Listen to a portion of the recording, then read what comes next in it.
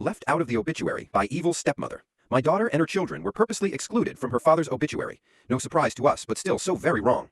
Unfortunately, his second wife's delusions do not make our marriage, our child born 13 months later, or our divorce go away. She slept in my bed, in my home, with my husband. Then she told him she was pregnant with his child, so he had to marry her. Then she told everyone that my child was not his. Of course, since she had been my best friend at the time and was my maid of honor at our wedding, she must have been telling the truth. I've seen her wedding pictures with him, same suit and shirt as my wedding photos. She was so obsessed with me that she had to have what I had. It's fine. She was more than welcome to have him. I was done being cheated on and physically abused. She harassed him every time he tried to see his first daughter. They hid my daughter's existence from her other two children for over 20 years. We didn't exist. It never happened. Then her girls found out. One of them found a photo of my wedding to him. What drama ensued? The daddy's girl realized that she wasn't his firstborn, as she had always been told. Such a horrible thing to do to all of his kids. We even did a DNA test 12 years ago, so he could tell his parents that his beloved wife was wrong all this time and finally stop the BS. His widow, my former best friend and maid of honor, is still so stuck in her lie from decades ago that she still denies my daughter's existence. I'm not sure what her issue is. He gave up his parental rights when she was less than 2 years old just to avoid child support.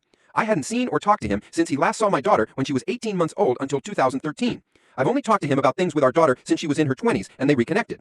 I asked one time how his parents were, nothing else. You see, I moved on a very long time ago. Our daughter gave us 3 beautiful grandchildren. They knew their grampy. I think the 2 oldest may have also met my ex-best friend once. They love my daughter's little sister.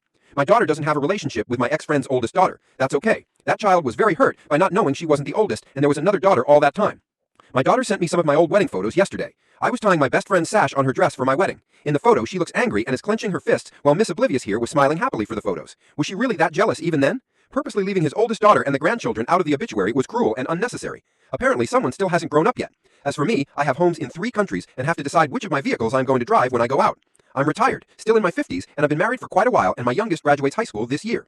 My husband has children and grandchildren from a previous marriage. They are estranged. I would never dream of leaving them out of his obituary if I am still alive when he passes. They are part of his life story, the same as I am. As this came up with my ex-husband's death, my current husband made it clear that my daughter with my first husband is to be listed as his daughter, not his stepdaughter, in his obituary.